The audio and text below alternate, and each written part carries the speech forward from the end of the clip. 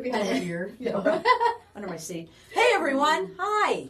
Welcome to Lunch Break with ATI, Actors Theater of Indiana's weekly podcast. I am Cindy Collins, one of the co-founders of Actors Theater of Indiana, the resident professional theater company at the Center for the Performing Arts in Carmel. And today, I have two individuals who are running for City Council, Loren and Rich Taylor.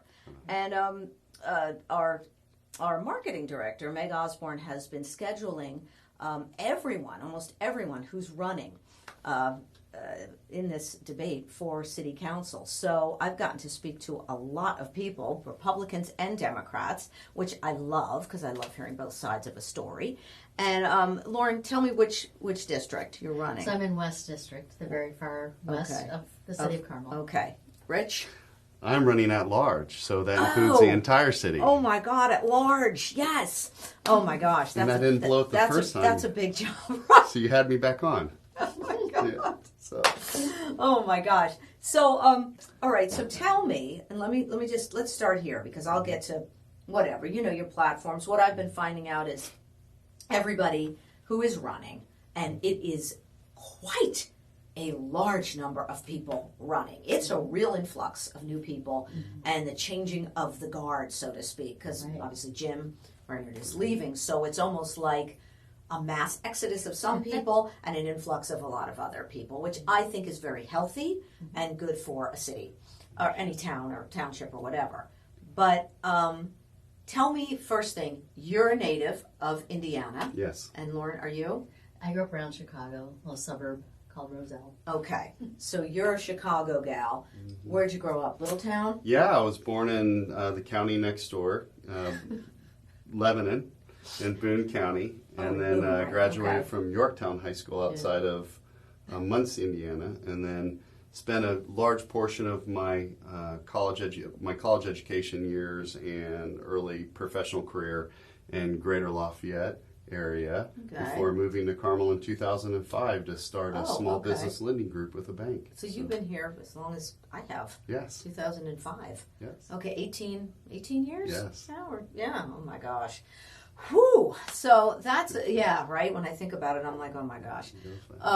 And now I met you through National Bank of Indianapolis. Yes. And we opened a savings account for our daughter. Rich helped us with that. Yeah. So you were with them for a while. Yep. And now she's at IU, and Rich is like, oh, she graduated. I can't believe she's already a freshman in college. What? What? It goes fast. Everything goes so fast. But let me ask you, and then Loren, I'll get to the same question. What makes you want to do this? What makes you want to be a civil servant? What makes you want to go through this and run for a position on the city council? That's not easy. That's hard work. It is hard work. It's important work. I tell people that I'm not doing this for myself. If I start doing this for myself, call my wife, tell her to smack me around and vote me out of office. I've been a longtime servant in this community. We met early on in my days of serving to help the Center for Performing Arts and develop the Tarkenton and Studio Theater as president of the Carmel City Center Community Development Corporation, and then also helped start the Arts and Design District on Main Street. Right. So I've been a longtime community leader and servant, and was asked to consider running, thought about it for a long time, and knew that there was a tremendous amount of change. And I just thought with my finance background and my experience being involved with many things from Carmel Fest to the center, that I would be able to help. And so that's why I'm threw my hat in the ring and going through this almost a year-long process now since I started and announced in October. And very excited about the opportunity to serve the community. Yeah, that's good. Yeah. Loren, why? And why did you grew up near Chicago, so how did you get here? Okay, so I grew up it was a little village when I grew up, but it grew. It's near Schaumburg now, so it's very busy now. But anyway, I actually ended up in Indiana because I went to University of Notre Dame for college. Oh, okay. And then when my senior year, I was interning with the City of South Bend Department of Redevelopment, Economic Development, and started doing this crazy thing called tax increment financing, and somehow became sort of an expert in it back in 1985. And then I worked for a firm named Umbaugh and Associates, and they were municipal finance advisors all over Indiana. And so I ended up working with them for a long time. And that brought you here to Carmel. Right. Yeah. And now, do you have any children that went through the Carmel school system? Actually, no, because we lived on, I lived on the south side for a while, so my kids went to St. Barnabas and Roncalli High School. Okay. And then Roncalli, yes, I know it. Yeah. We moved up here in about year 2000. Okay. My husband and I. Yeah. And our kids are grown, so we have 9 grandchildren. So I'm old. Woo! So that's nice. Are they here? So no one's in Carmel, but they are around the areas. You can all see each other. You can see your grandkids. It's awesome. Yeah, that's nice. Mm-hmm. That's nice when everybody's kind of, almost in the same area. Yeah. When you have a large family like that, 9 grandkids. Holy mackerel. Keeps us young. Well, keeps you hopping, Fun. right? Right. Yeah, yeah. How's your wife? Oh, we're just so lucky. Does she still hold her? Is it still hold her mattress? That company, her family's company? Yes. She's owner, Oh, no. CEO. Okay. Just got certified as a women-owned business Excellent. through the Small Business Administration. Excellent. Awesome. I like to hear that. She's the boss lady. Yes. And works really hard. So they have the manufacturing, 100% U.S. made raw materials. Excellent. Give her a plug. Love it. 100% USA made in Kokomo, Indiana. Wow, that's great. They're one of the first tenants in the Indiana Design Center. So Yes, I remember exactly where her store was. Yes. It was lovely. A lot of really nice merchandise in there, I remember, in that building. Carmel, we've been so lucky. Carmel's been so good to us. And for her to be able to have her business in Carmel and the success with the growth and people, really want to shop small and local. And I'm an advocate of that. Yeah. I really am. And Loren, let me. So you got here in 2000, and before we got here in 2005, officially moved here. I would visit. Judy and I would visit her sister, who is a Carmel resident, and I've seen how this has changed so much. And you must have really seen such a change. I mean, Main Street was like, it was nothing like it is now. And we had an old Target store downtown, and vacant Kroger's where the city center is now. Yeah. Yeah. Yeah. So- I mean, it's how, with the growth, and it happened pretty fast. What do you think about that? How fast the growth was? Do you think is it a good thing? Is it how, you know what I mean? Yeah. What do you So think? I'll say that, so first of all, as a consultant, I did advising all over Indiana. So I worked with small cities, towns, large cities for 35 years. Yeah. But so I met Mayor Brainerd at a conference, actually, down, it was like the first year fall he was in office. Yeah. And so he was talking about a lot of his plans, which I think most people were like pretty skeptical. But so I told him about this tax increment financing that we had been doing. The whole TIF, yeah. And how you leverage private development, and it's a way to then help finance your infrastructure and different improvements, parking facilities, so forth. And it ended up being the way to also finance the Palladium and the theaters. But anyway, so we set up Tiferia back in 1997. But honestly, I mean, he just has had just an amazing vision, right, for the city. So I am not the risk taker. I am the one who wanted to make sure there was always enough revenue. So he was the visionary who really launched it. Now, I will say that I think, I mean, just our downtown, our core is fabulous. It's vibrant. We have incredible amenities between the parks, great infrastructure, and of course we have great schools. And so I think he's done a tremendous job, but he is a driver who can never stop. Yeah. And so I do think we're moving into a new era. And as I walked around, to different homes, I live in the West District, right? So it's a more residential area. People love the residential area. That's why they came to Carmel. And so they have some concerns about the growth and if it's too much. And so one of the things that I want to be really careful of is use my analytical abilities to make sure that we're really strategic about development that happens and to protect, really to keep the west area and the residential areas, the lovely areas that they are. Make sure that we keep our green space. Rich can talk about this more than I, but Carmel's added 800 acres of parks. Yep. And that's good. Yeah. I think taking an area that doesn't look that great and redeveloping it is a great idea.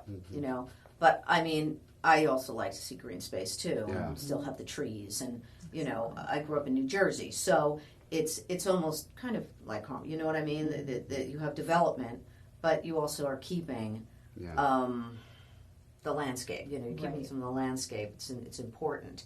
The growth has been immense here, and I am hearing from people what they're hearing from going door to door, like you all do. Yep.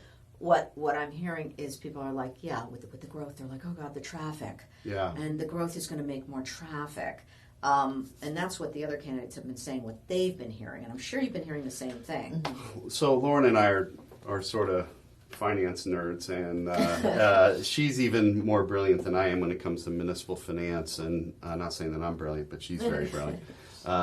The key, I think, of the matter is we've built this quality of life and a lot of amenities, right? And so we have to ensure that we have a long-term capital funding plan to maintain the things that we built and the quality that we have. And as the community grows, which I'm against any kind of arbitrary growth quotient or quota, but as the community grows, we have to ensure that we're accounting for the infrastructure needed to support the people who are here now, and if more people move, to support them as well. So ensure we're properly maintaining our streets, our water and sewer, right?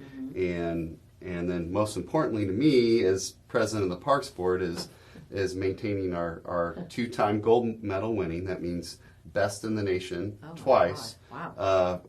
For our size of city park system. And one of those ways is we've tried for many years to get a park in Northwest Clay, and that was a goal of the Parks Board prior to 2005, and I didn't join the board until 2010. Wow, that's okay. And so luckily, a friend of mine knew a property was coming on the market at Shelbourne and 146th Street. We were trying to buy the property across the street. That failed, and we ended up acquiring Bear Creek Park. So it is the southwest corner of 146th and Shelbourne. Okay.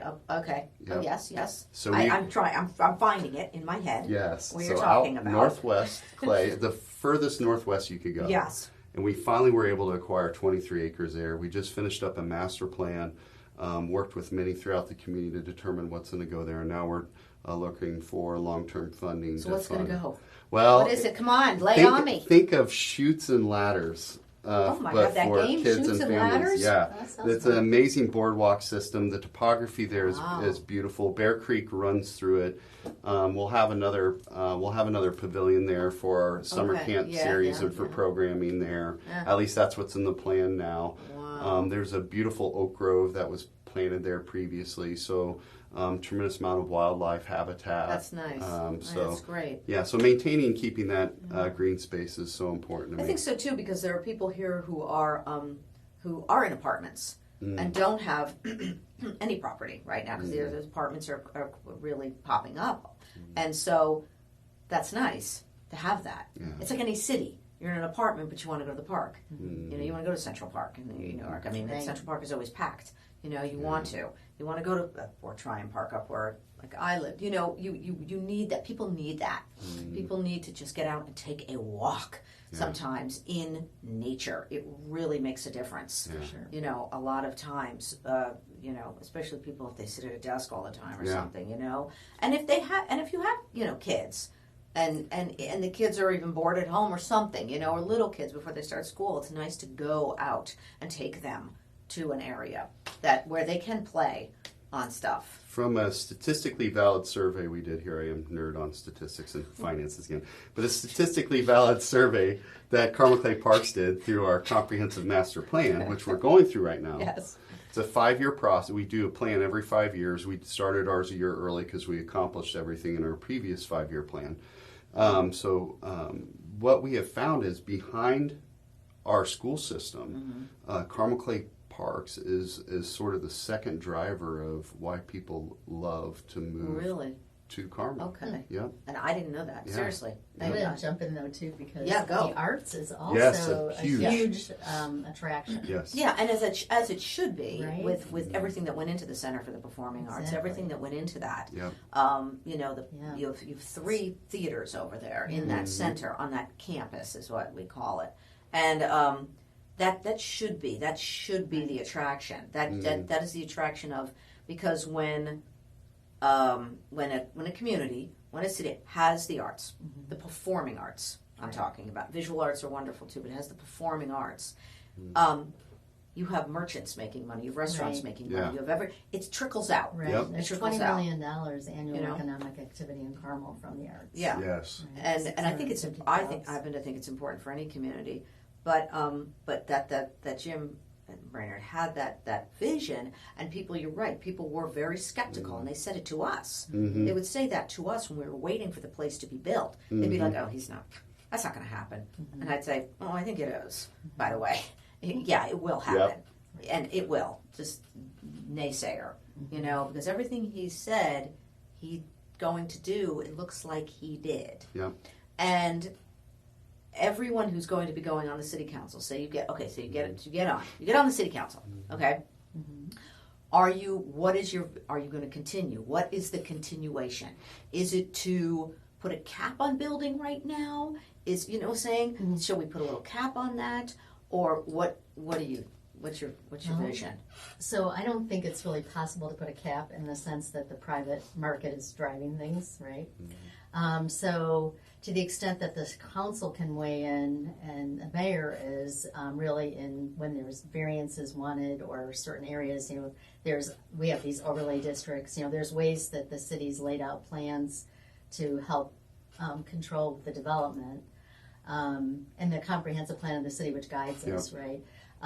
So it does protect, at least right now. Hopefully it'll stay that way. This is one of the things I will want to make sure is that the areas that are residential are staying residential. Yep. But I do, like I said, I think we have to be real strategic about the growth and as much as we can.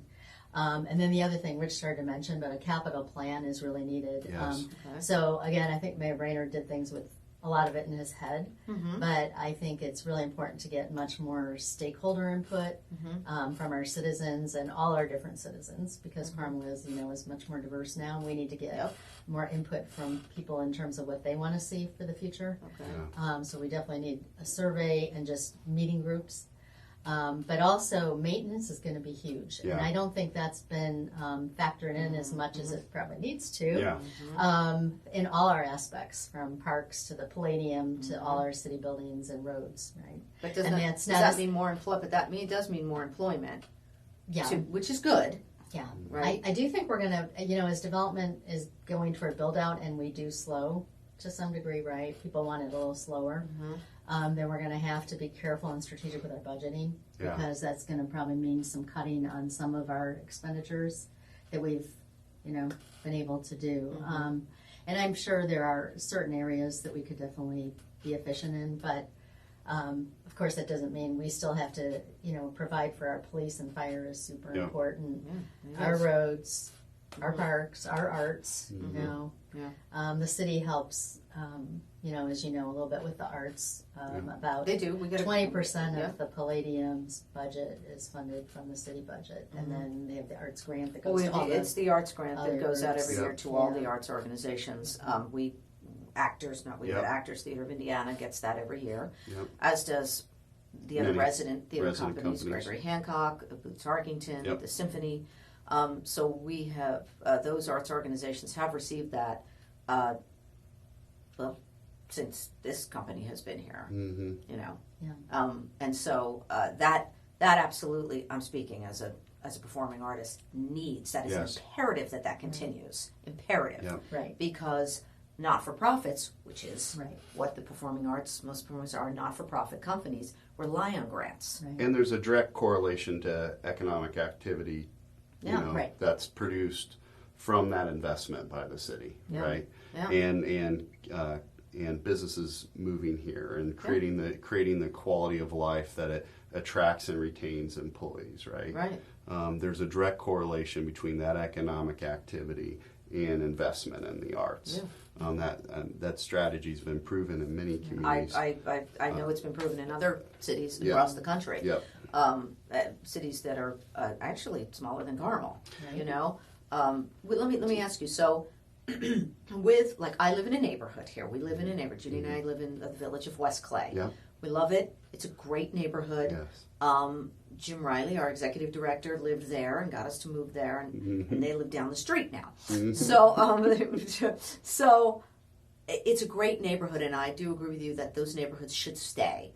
I think that I've been hearing that people are scared. Oh my God, stuff's going to be built. But I think it's important that neighborhoods and that there's a place for everyone. I am not a wealthy Exactly. person, Right. okay, but yet Judy and I do live in Carmel. Yep. We are Carmel residents. We are Carmel taxpayers. We are Carmel voters, and we love we do really, really love that neighborhood. It is lovely. So I agree with you that the neighborhoods have to stay the neighborhoods, right? Yeah, I mean, Village of West Clay was actually, there were people who didn't want it because it was a planned unit development and it was going to be more dense than what had been out in the west area of the city.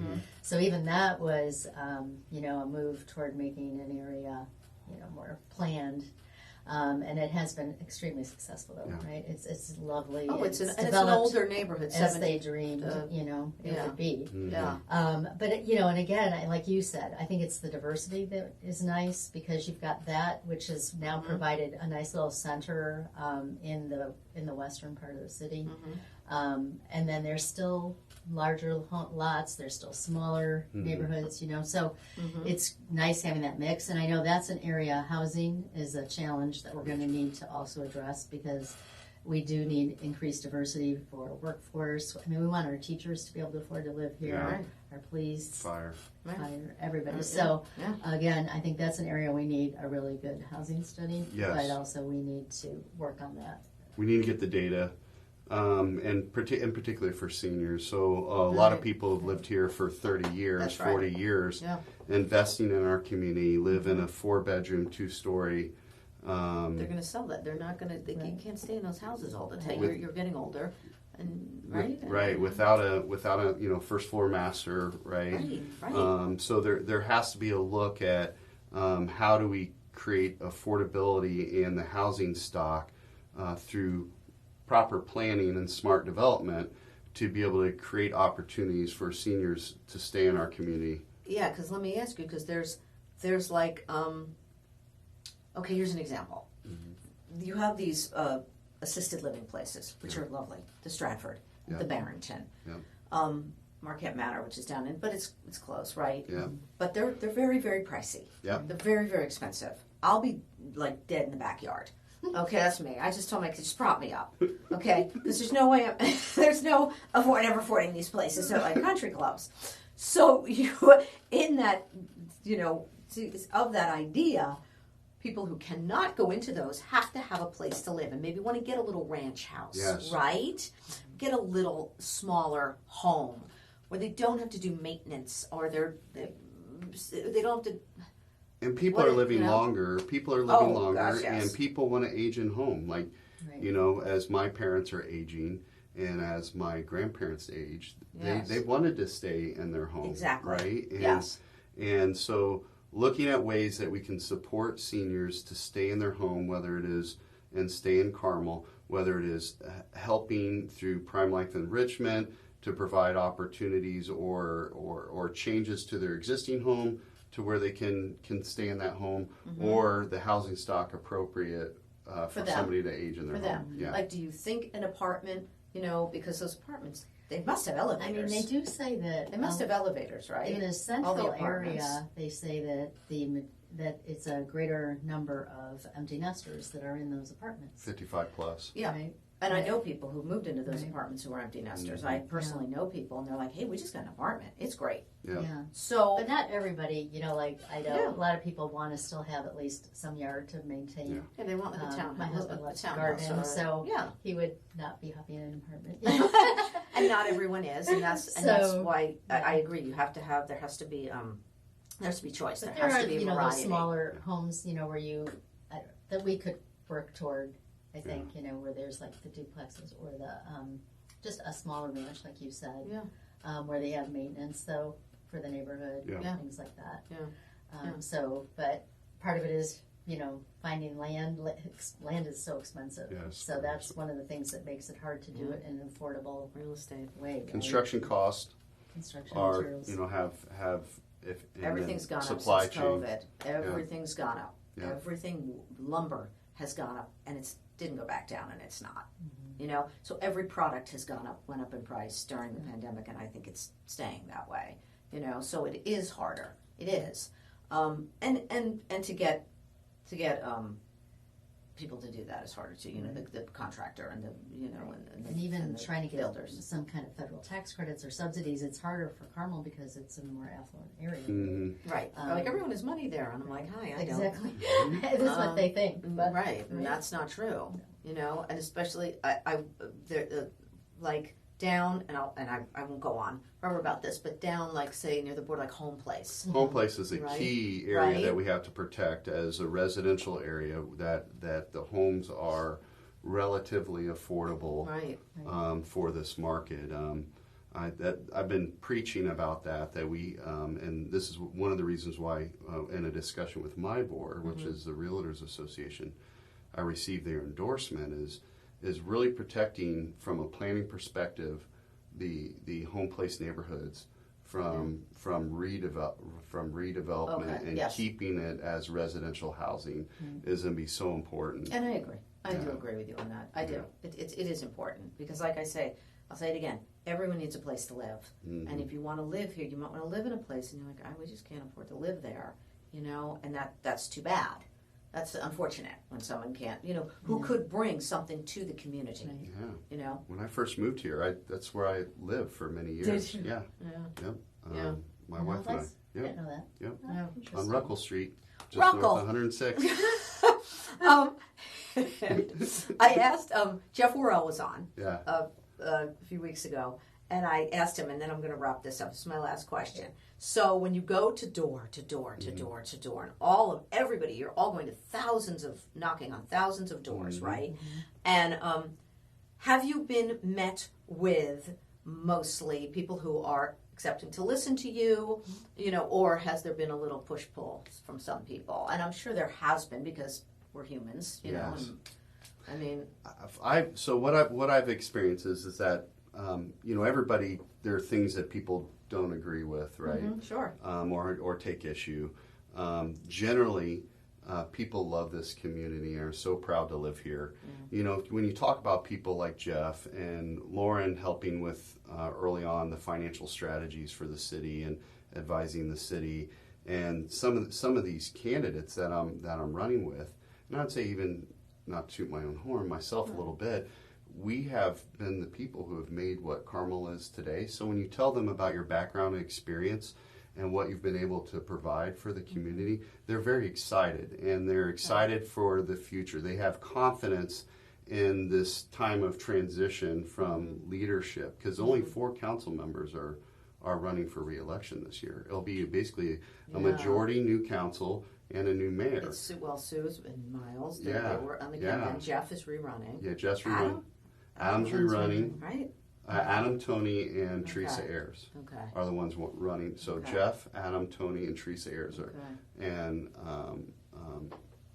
and so it's you're gonna have the majority new council. So I think they see though the background and experience and some of the things that some of these council candidates have been involved with. They have confidence in knowing that the future is bright.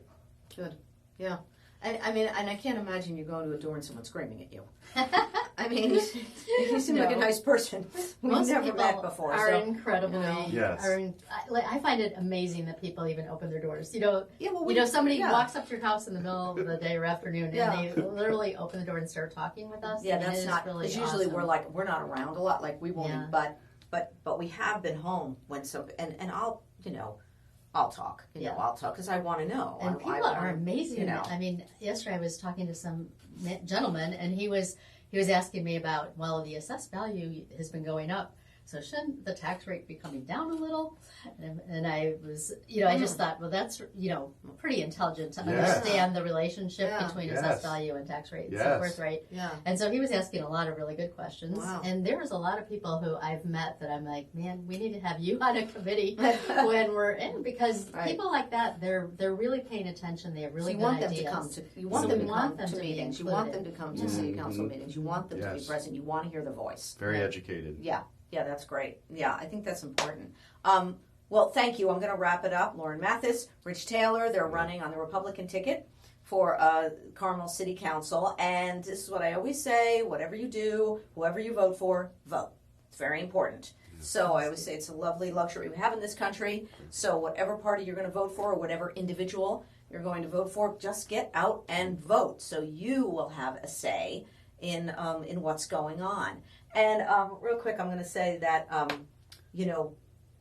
I usually don't bring stuff up like this, but let's not forget Israel right now and what they're going through. And we are here safe and sound in the United States, and they're going through some hellish things over there right now, and they are a very good ally to this country. So let's just keep them in mind, and the hostages, and some are Americans.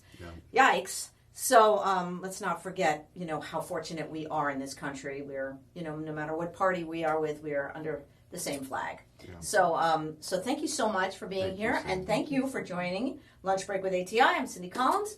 I'm one of the co-founders of Actors Theater of Indiana, and we have our first theater lab in our Theater Lab series coming up of new works that we do at the Carmel Clay Public Library in partnership with them, and that show is called Liar's Bench. That is a new work. It is a musical, and it will be this coming Saturday at 2 o'clock at the Carmel Library. So if you want to catch a new work, it's a reading of a new musical. Come on over. It is free to the public. So thank you so much, and I'll see you next week. Bye.